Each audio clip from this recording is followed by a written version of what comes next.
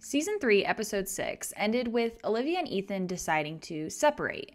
They have been nonstop arguing about where to move and what they wanted in their lives, so they decided time apart was best. Hi, I'm Danny, and I've been rewatching TLC's show Welcome to Plathville.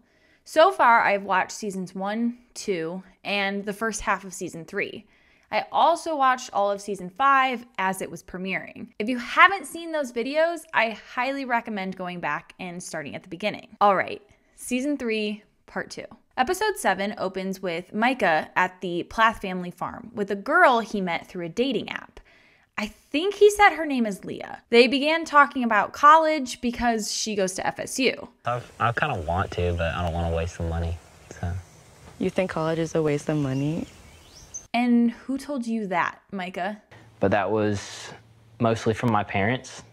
After hearing some of Leah's college experiences, that just kind of gives a little different perspective about college. Micah then gives her a house tour of his childhood home, and they go horseback riding. The scene switches, and we get to catch up with Olivia after the separation. I was trying so hard to make the marriage work.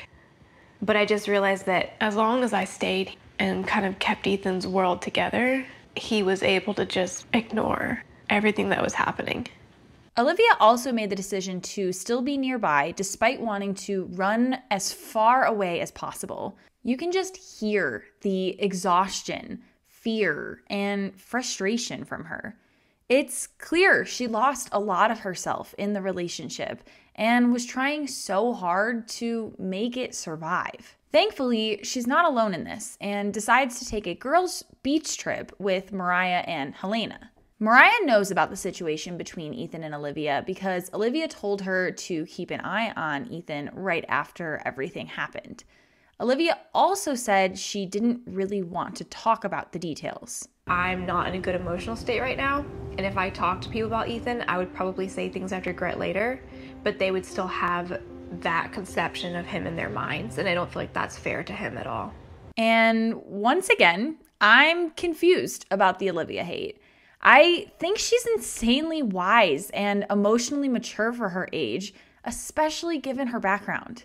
I love her. The girls go down to the hotel pool and talk about their boys. Mariah brings up the conversation Max and her just had about the way she dresses and how she believes her clothes are her full choice. Olivia adds to that by saying how hard it can be to do things for yourself in a marriage, especially if your spouse doesn't agree with said things. It's a balance she has yet to figure out. Then they ask Helena about her relationship with Micah. She says that she thinks Micah is an amazing guy and her absolute best friend. But right now, collectively, I know for the long run future, we just probably wouldn't want the same things. Maybe the show does a bad job at showing us the sides of Micah that Helena is always raving about, but I'm glad she protected herself from that weirdo. Speaking of Micah, the scene switches over to him hanging out with a friend named Marley. He reflects on how nice it is now being able to choose his friends. The few friends we had growing up were as close to a replica of us as my parents could find. Still confused about how Micah once said all of these things and is now completely backtracking and acting like his childhood was great. Anyways, Marley is giving Micah his very first gaming console, the Xbox One S. This is Micah's first time owning any kind of video game. I do love that he's on a system that's about 7 years old at that point. But, I still play Wii, so there's nothing wrong with that. I just like the energy he brings, It's like he gets so excited about everything. So it's makes me kind of excited too, even though I've probably done the same thing millions of times. Unfortunately, for the girls' beach day, they get rained out. They go inside and begin discussing the gig Mariah has booked. Mariah mentions how her parents won't be there, and Helena asks why. I don't know. You don't have to protect me. You can say whatever you want. No, but whatever's true for you. Once again, struggling to see how Olivia is manipulative. Anyways, Mariah says that she ultimately wants this to be a fun event and doesn't want to invite any drama. This conversation was a little awkward because Helena doesn't know the full story of the family. Olivia and Mariah also don't fully know what Micah has told Helena, and they don't want to dive into all of it on this girls' trip. Helena dives deep, though. How does that make you feel? How just like accepting they were of Max, and like, why do you feel like they haven't been that way towards you? I personally feel like it's because they already viewed Mariah as rotten, so they were excited to see her with someone they consider nice. However, Ethan was very much wrapped around Kim and Barry's finger until Olivia opened his eyes. So that makes Olivia the enemy. Olivia also mentions how she thinks their opinion of her has to do with the way she presented things when she had a problem with something. She was, and still is, very young. And so, like, in an effort to not be walked on, I kind of, like, maybe stood even firmer than I needed to, or was more brash than I needed to be. Olivia was not given tools to communicate well or fight well, so obviously she struggled as a teenager arguing with her in-laws. However, they were fully grown adults, and it's been made clear they said and did things to Olivia that made her never want to associate with them again.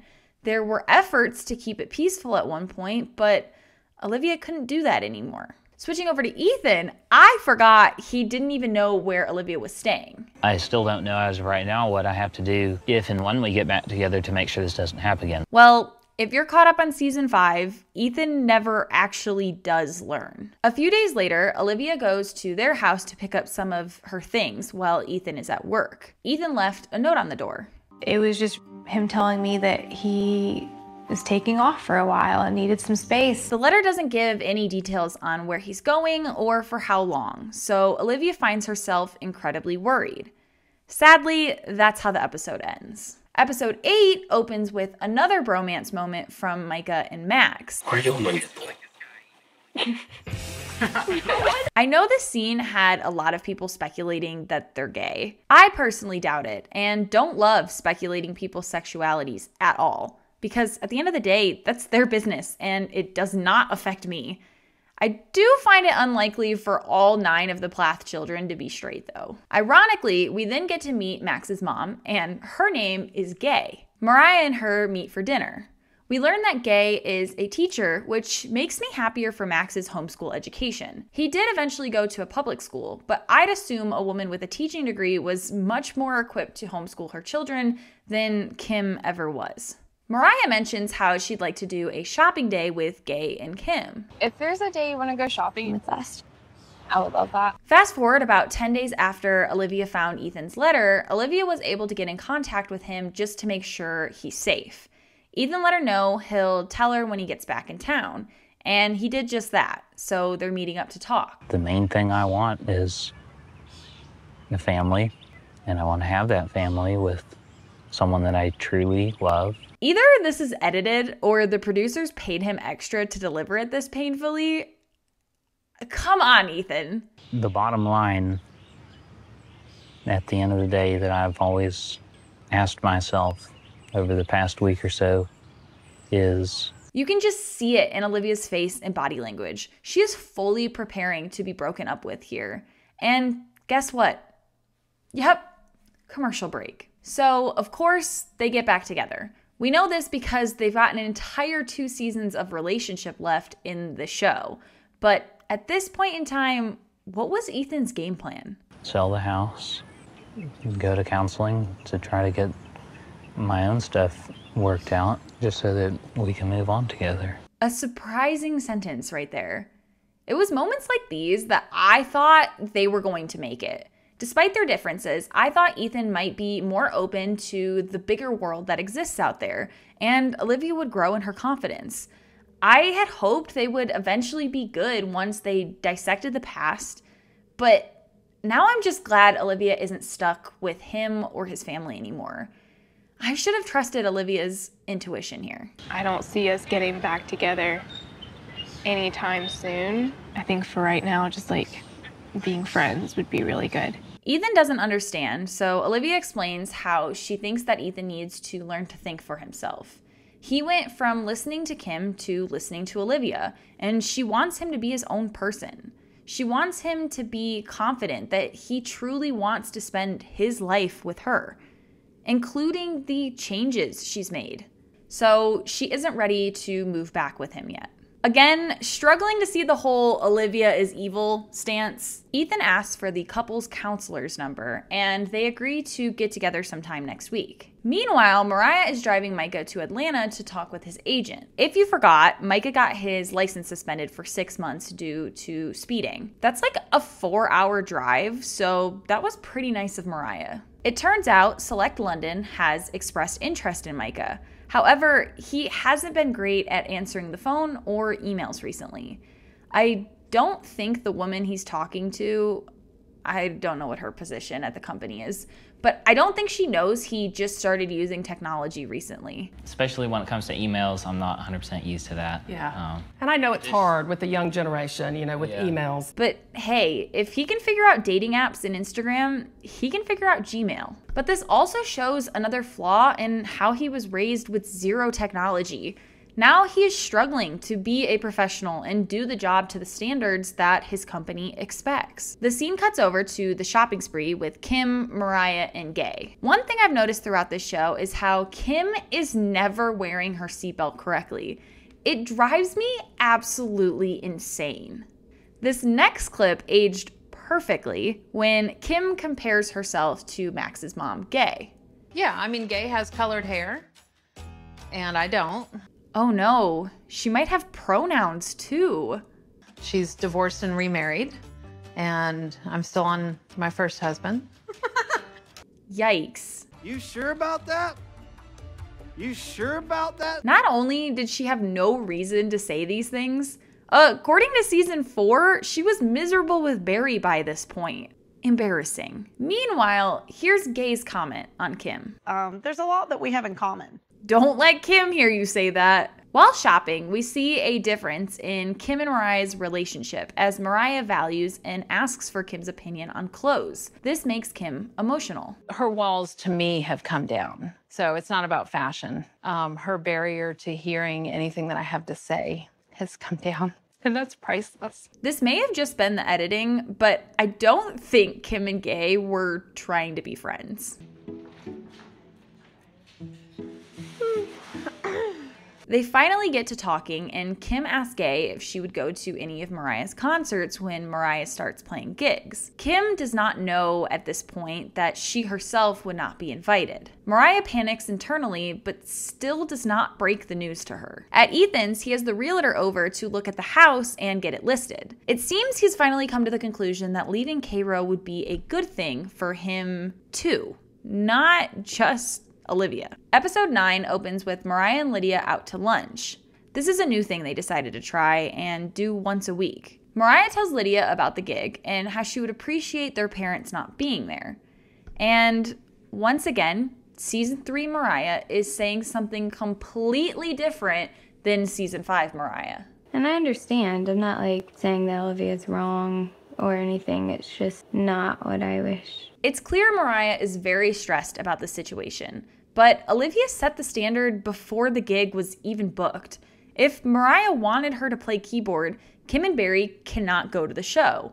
If Mariah values having her parents at the show more, she definitely should have said that a lot earlier. Meanwhile, at Olivia and Ethan's, they agreed to spend 1 day a week together and be very intentional about the time spent together. Today, they're completing some projects the realtor gave Ethan. On a scale of 1 to 10, where do you think our relationship is right now? 1. You think it's a 1? Where would you rate our relationship? I'd say a 4. Ethan shares that while on his trip, the one where he left Olivia that letter, he had time to reflect on his life. He begins mentioning how he began working when he was 15, and it just feels like he's in this never-ending cycle of waking up, working, getting a 2-day weekend, and on forever. Ethan is rat race fatigued. He mentions how he wants to have more time to spend with Olivia, especially since they don't even have kids yet. Although the tension is still there, it's clear they're both trying to make this relationship work and enjoy one another's company. I know that no matter what happens, I'll always love you. Same. At the Plath house, Mariah finally tells her parents that they won't be invited to her first gig. Lydia, help me. How do I say this? You guys can't come to my concert. And of course, Kim doesn't like this one bit. I feel like it's selfish to not want me there for Mariah. What's best for Mariah? Now, I can see how Kim would feel this way, but Mariah did actually choose Olivia over Kim in this situation. Mariah deemed it better to have a keyboard player over having her parents watching the show. So I don't see any selfishness on Olivia's part. Her boundaries are clear, and Mariah understood that. I've heard a mix of views on Barry's response. If they don't want us, well, maybe get somebody to film it. Some argue that this is Barry showing his lack of care about Mariah, but I disagree. I think he's respecting the boundary he is currently being told and finding a solution that'll make a crappy situation a bit better. And as always, Kim is blind to boundaries. What if I was there but nobody knew? What if you didn't do that, Kim? What if you wouldn't have been in this situation if you had treated Olivia kindly? What if you took some ownership of your faults instead of blaming everything on others? What if, Kim? But Kim never stops. That all of this is because we suggested that she might have a blind spot. Oh my God. I don't know the extent of what Kim did to Olivia. That's their business. But I do see how scared Olivia is of being anywhere near Kim. I see the fear mixed with anxiety, and I trust Olivia that these confrontations with Kim were horrible for her. And Olivia has decided a fair boundary is no contact. It is not because Barry asked if she might have a blind spot. That is only a fraction of the full story. Kim makes an interesting promise here. And we're not gonna show up and start anything or cause a scene or anything. Yeah, sure, Kim. Kim starts talking to Barry about how unfair and ridiculous all of this is. She says that she hasn't put any parameters on who Mariah can and cannot be with, and blah, blah, blah. But she did control her childhood. She did control her friendships growing up and her education. Also, Olivia didn't say Kim has to cut contact with Mariah. That would be toxic. This is different. It's just old. It's old. I'm tired of it. It's ridiculous. Kim keeps saying that Olivia said they can't go to the concert, but it's Mariah who is telling them not to. Yes, it's Olivia's boundary, but Mariah is the one who made the decision to put it in place for this situation. Olivia does not have to be there. This whole scene gets my blood boiling. Barry is listening to Kim and admits that he feels sad about this situation, not angry. That feels more logical to me. He also says he really wishes they could go, but understands that they can't. I don't like agreeing with Kim or Barry, but Barry is level-headed on this one. So it's the day of the concert, and Max and Mariah are being goofy to help Mariah with her stress. And of course, Kim is trying to figure out a way to go to the show. So, I mean, in my opinion, I don't know if it's worth it to risk pulling any of those triggers. Again, Barry understands a boundary has been set and respects it, regardless of whether he agrees with it. Kim doesn't understand boundaries at all, though. The boundaries are ridiculous. I get them putting boundaries up at their house and their property, but they don't own the restaurant in Tallahassee. The inability to self-reflect is unbearable. Kim is just awful. Even when Barry is trying to help Kim find some peace and acceptance of the situation, Kim starts being mean to him. Because I'm at peace not going, and then... Yeah, and you're content to miss your daughter's first gig. She's not done yet. And as a dad, I guess that makes sense for you, and I'm happy for you. But as a mom, I want to be there. Kim is awful. I genuinely cannot stand her and am appalled she thinks she's the victim here. As they're setting up for the gig, Olivia mentions to the cameras that she knew Mariah had a hard conversation with her parents, and yet again told her she was willing to step down so her parents could be there. Mariah said no. And I know this is super shocking, but Kim goes to the restaurant. We're here in the back of the parking lot where they can't see us. Their game plan is that they have a friend parked closer to the stage, and once the music starts, they're gonna beeline towards that car and watch the show from there. But Ethan spots them almost immediately. He mentions how unsurprising this is. When I saw it, I was like, I knew it. I knew this was going to happen. Ethan begins going back and forth in his mind about whether to confront them or not. At this point, only Ethan and Max know they're there, so Ethan doesn't want to make a scene. He decides to tell Mariah, Micah, and Olivia. Why don't you go see me and Micah, go talk to him, we'll be back and we'll get the show on the road.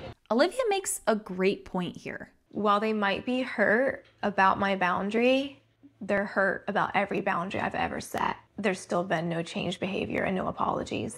And this is exactly what I mean by Kim wanting all these things to go her specific little way, but being unwilling to change or bend for others. In her own mind, Kim can do no wrong. Olivia goes on to talk about how Kim and Barry tried to use religion to control her.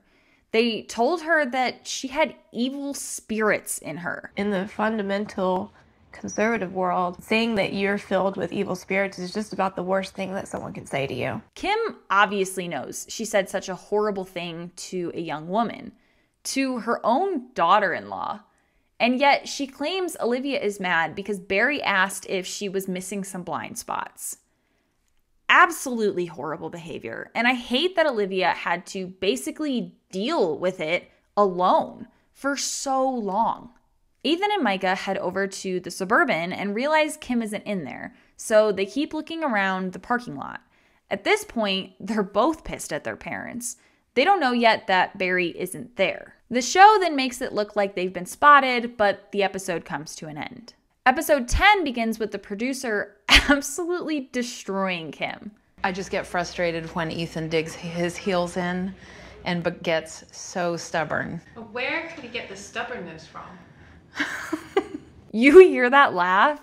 Kim was ready to murder that woman right then and there. The producer also asks Kim and Barry about when they told Olivia she had evil spirits. We believe that when people are experiencing bitterness, unforgiveness, hatred, it's the influence from the devil. Okay, you can believe that. Whatever. But you told Olivia there were evil spirits inside her. You implied that she herself was evil, not that she was possibly being influenced by the devil. Damn, I think Kim has evil spirits inside her. She goes on saying she doesn't remember what they said because that was 1 to 2 years ago. Yep, but the evil words you said to someone else stays with them much longer than 1 to 2 years, Kim. Barry, however, sees where that could have really hurt Olivia and says he feels sad about it because it wasn't his intention. I still don't trust Barry and don't fully believe all that he says, but he knows empathy, or at least fakes it well. Kim shares she wishes Olivia would show up at the door one day and say, "Can we just start over and get to know each other?" Huh? You verbally abused this woman. And of course, you want a clean slate instead of apologizing for your wrongs. That's not very Christian of you, Kim. Anyways, the show has now started and we're back to Ethan looking for his parents. Lydia mentions that this is insane and says this. We can't just show up at sister's concert and just be normal. Lydia? You could have. And all of your siblings too. Kim and Barry were the ones told not to come. Barry respected that. You didn't have to support your mom in disrespecting Olivia and Mariah. Ethan then spots them. Get out.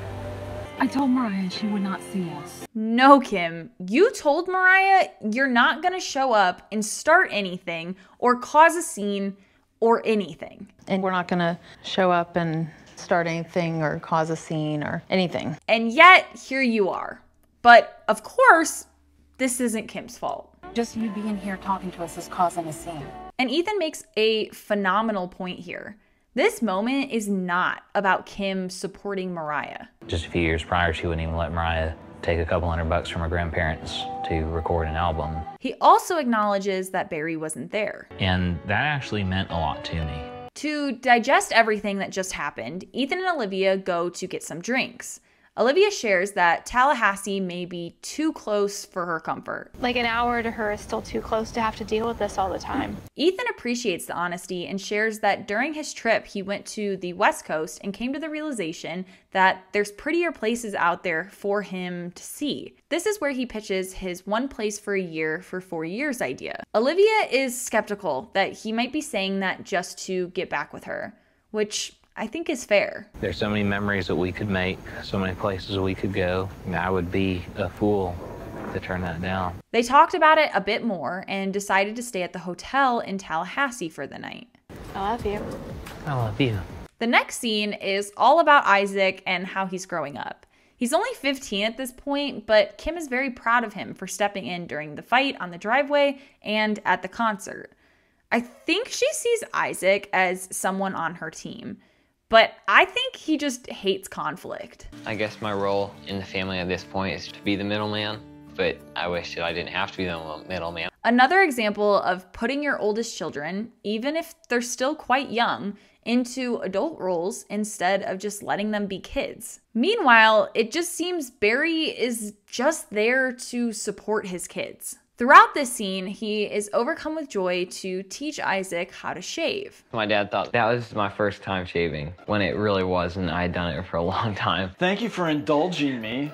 I just went along with it to make him happy. Truly, it seems like Isaac just wants everyone to be happy. He definitely has shown some people pleaser tendencies. Meanwhile, Max brings Mariah to the same lake he broke up with her at to finally give her that ring he's been hyping up all season. I find the location choice odd, but he felt like this was a full circle moment. Another line from this show that just aged perfectly. I think that staying committed to each other is what's best for us. Ah, yes. Committed.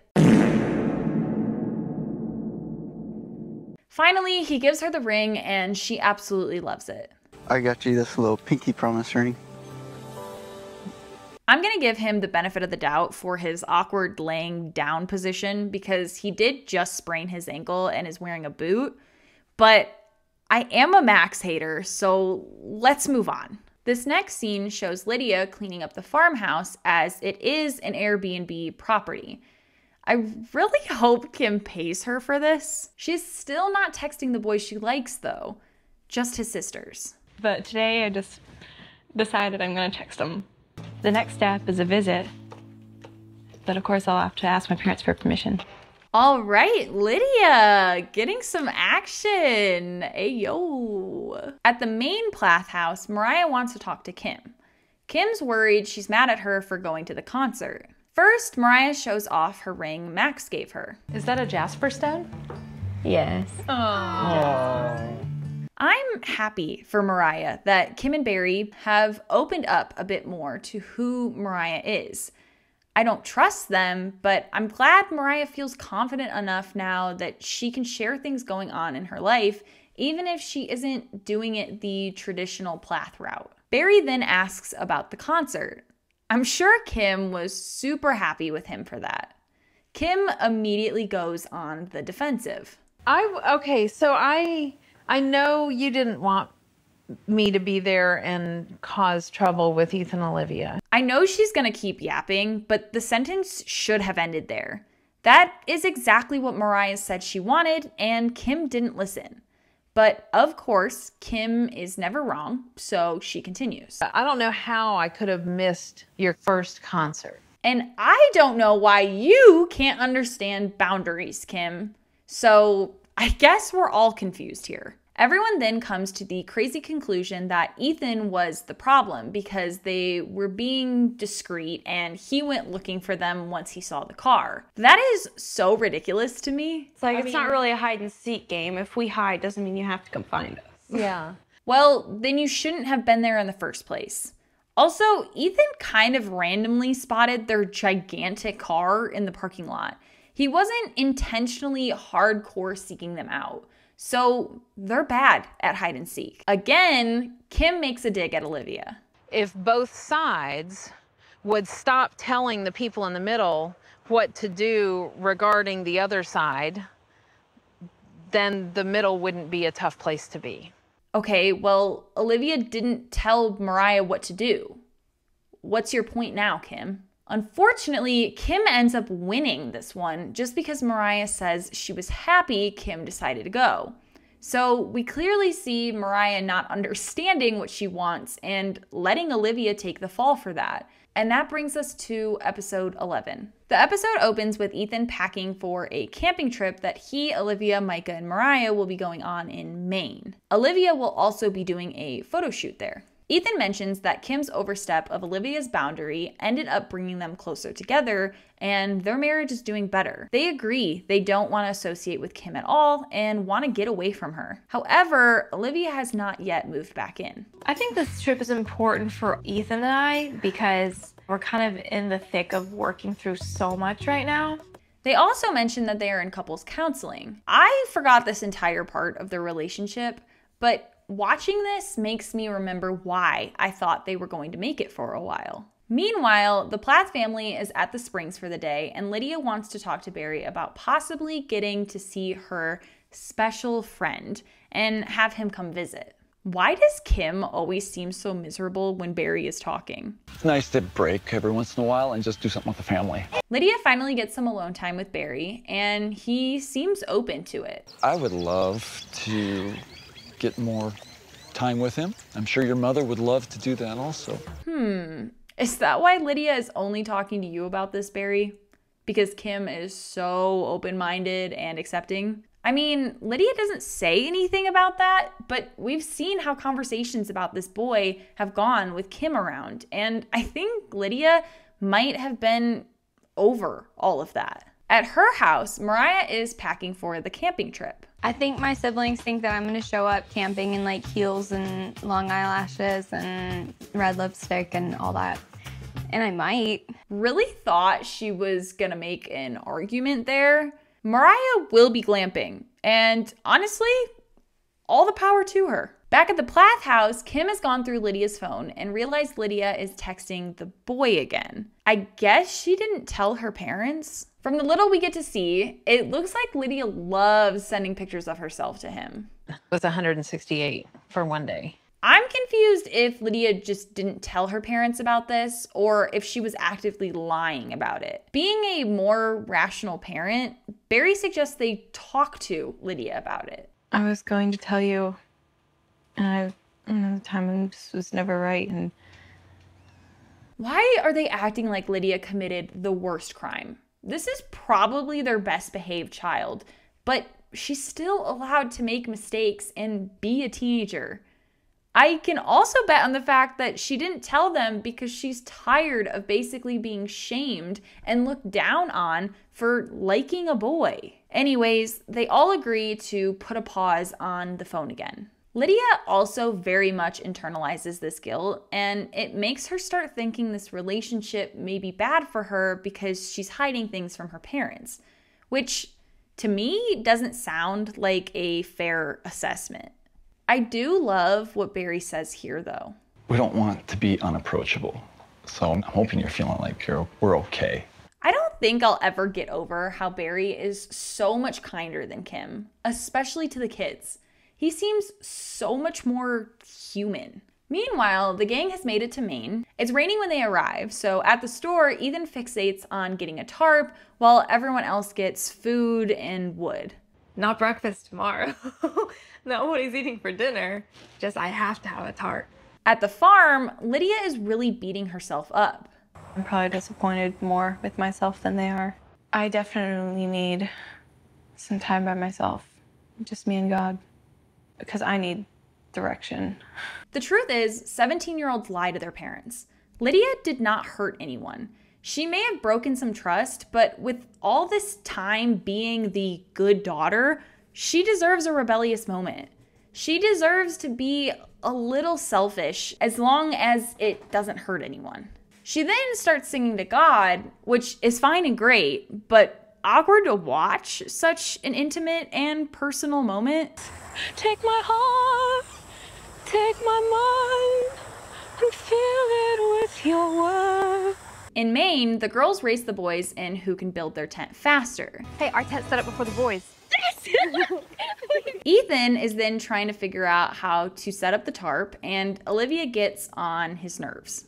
Can you just stop, please? Stop laughing? Yeah, it seems like you're making fun of my ideas. Sorry, I'm not making fun of your ideas. They then realize it's against park rules to put things in the tree, so Ethan finds himself defeated. Without being a doctor or having any ability to diagnose, I feel like Ethan could be neurodivergent, mostly because of his constant struggles with understanding emotion, but also his struggle with changing plans or having his ideas not work out. He almost always shuts down after those things happen, and I have some empathy towards that struggle. Neurodivergent or not, I wish he'd get professional help on what to do about it so that he doesn't feel so stuck in big emotions sometimes. While everyone goes for a hike, Ethan stays back. I wanted to set up my tarp. As a camper, I'm actually confused why no one else supported him in this. A tarp over the tents in rainy weather is a must for me. After setting it up, Ethan's happy again and goes to catch up with everyone. If this episode is just Maine propaganda, call me convinced. It's gorgeous. They all talk about how gorgeous this place is and how they want to get out of Cairo. I can't tell you how many times I question myself a day, like, why are you still here when you know you can be anywhere else? That takes us to the season finale, episode 12. This one is basically 2 episodes though, because it's an hour and a half long. It opens very dramatically with Olivia walking up to the Plaths house as Ethan stands by the car in the driveway. But then it cuts to a screen that says several weeks earlier. So now we're back at Micah and Mariah's as they prepare a prank for Ethan's birthday. Max told Ethan that he won't be able to make it for his birthday, but that's just a lie to cover for Max pretending to be their waiter. The twist is that Max will be dressed as a woman. Do I look amazing? While out on a walk and taking the love languages quiz, Olivia and Ethan start getting rained on. Maybe I watched too many rom-coms, but I thought this was a cute moment. Olivia then reads Ethan's results. Physical touch, words of affirmation, and acts of service. And then shares her own. Words of affirmation, quality time, and receiving gifts. And now it's time for dinner. What's the occasion for tonight? It's this one's birthday. Oh, I love birthdays. Ethan is completely oblivious and asks about an item on the menu. You know, I wish I could tell you it's my first day. Ethan is also very irritated that this mysterious waitress keeps touching his shoulder and getting close to him. But Max brings back an actual waitress to help answer Ethan's question, and finally Ethan catches on. Like really maxed out. You are Max. One really important question I have is why did Max wear bright red lipstick just to have a mask on the entire time? Slay, I guess. At dinner, Ethan makes a suggestion that changes the trajectory of all of their lives. I have an idea. What if we all move to Tampa? At first, Max includes himself in this and says that he and Mariah have discussed living together.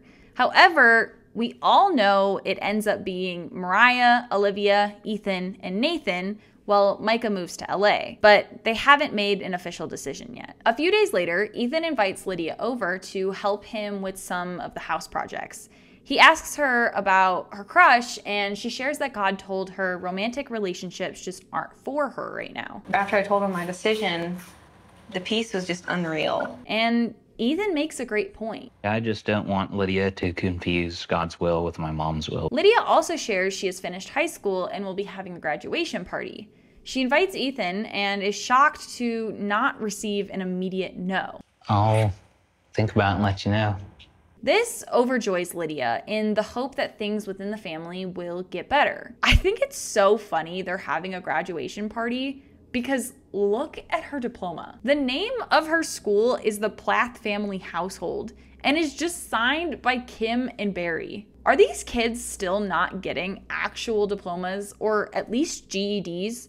Even after Micah asked them to give that to the siblings moving forward? Their father has a master's degree and they never technically got a valid education at all. That's so wild. The next 8 minutes are all about Olivia, Ethan, Max, and Mariah talking about potentially renting together in Tampa. I found nothing in the conversation to be important, so I'm skipping over it. Maybe I'm getting Plathville fatigue after watching so much, but there is way too much irrelevant things sometimes. I do not think this episode needed to be this long, but obviously, TLC's got to chase that bag. Now it's time for the graduation party. This is the first graduation party we've given.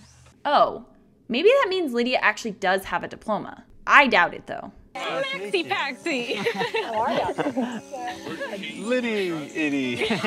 I still think they have a weird relationship with one another, but whatever. I am the only one in my family so far that is getting my GED. Mariah goes on to say everyone graduated with the homeschool diploma thing, and I'm confused if that's actually valid. It all sounds so fake. Mariah also mentions that she hardly knows anyone at the party and that she's never seen her family throw a party like this. So it's clear the Plaths have been expanding their connections over the last 2 years and meeting people outside their immediate family. Now that he has his license back, Micah drives himself to the party and manages to get his wheels stuck in some mud in the driveway. But that means everyone is there except for Ethan and Olivia.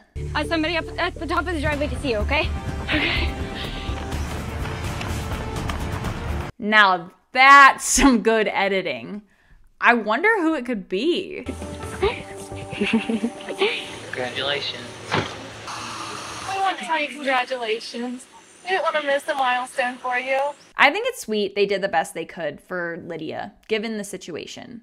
I also applaud Olivia for being brave enough to step foot on the property, even if it was on the absolute edge. Lydia heads back to the party, and it's about as fun as a Southern fundamentalist family's party can be. Then the church youth group leader asks if Lydia will join him in a waltz. Sorry, but this episode is losing me. I'm so bored. Thankfully, the party comes to an end. Now we are at the salon as Mariah goes for a bold new look and for the reveal. Slay! I've always wanted to do something fun like this with my hair, but I just haven't yet. I like this look a lot more than the matted extension she's been wearing all season. Barry has the best reaction. Whoa, dude! That's what I was thinking. Once again, I'm glad to see the family accept Mariah for who she is and the style she has. But Mariah isn't there to show off her hair. She's there to tell them about Tampa. In 2 days? 2 days. 2 days.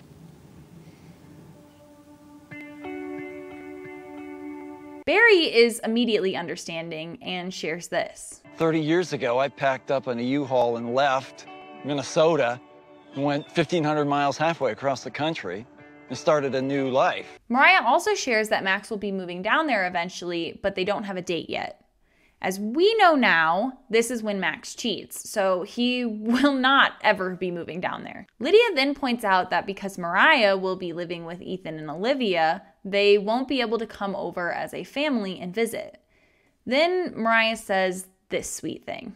I do want to say thank you guys for going a very long way to accept me as I am. I don't think Barry or Kim were good at accepting Mariah in the beginning, but I'll give them credit for how far they've come. I also give credit to Mariah for allowing them the time to change and forgiving them. It's not my say on whether they deserve it, though. As Mariah is leaving, Lydia tells her, I've really enjoyed spending time with you. I'm going on coffee dates and spending nights at your house. I'm really gonna miss you. I wonder what's currently keeping Lydia in Cairo. I doubt she'll ever be a city girl or anything, but when is she going to move out? At Olivia and Ethan's, they're packing 2 days before the move, and Olivia says she wants to go to the Plath house. I don't know what words I'm gonna say. I don't want a discussion, I don't want an argument, I don't want to debate anything. I want closure. Ethan supports her in this, but says he is good with the way things currently are for him. He also agrees to wait for Olivia by the car during the event. The next 90 seconds are of Micah showing off his boat. I think this season is making me realize I really only care about Olivia. All right, cool. Micah owns a boat. Just bought this boat a couple months ago. I'm sitting here wondering, should I stay in Cairo? Nope, you shouldn't. All right, back to Olivia. This is the next day, so one day before moving, and Olivia is being so brave going to talk to Barry and Kim.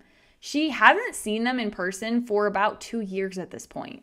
I feel like you meant to hurt me. I feel like you meant to ostracize me because you couldn't control me. But at the end of the day, I've worked through that. I'm not bitter. I'm not angry. Ooh, she's killing this, especially throwing in the word bitter. Kim loves talking about bitterness. And I forgive you guys. Kim plays it nice and kind, and I think this is my favorite part. Would you let me hug you? I'd prefer not to have a hug, but thank you. I don't know if Olivia knows this, but she has been so impactful to me and my ability to set boundaries in my life. And I'm sure she's done that for others. That clip is so unbelievably powerful. They then let Olivia go say bye to the kids. Hi, Amber. I missed Olivia a lot.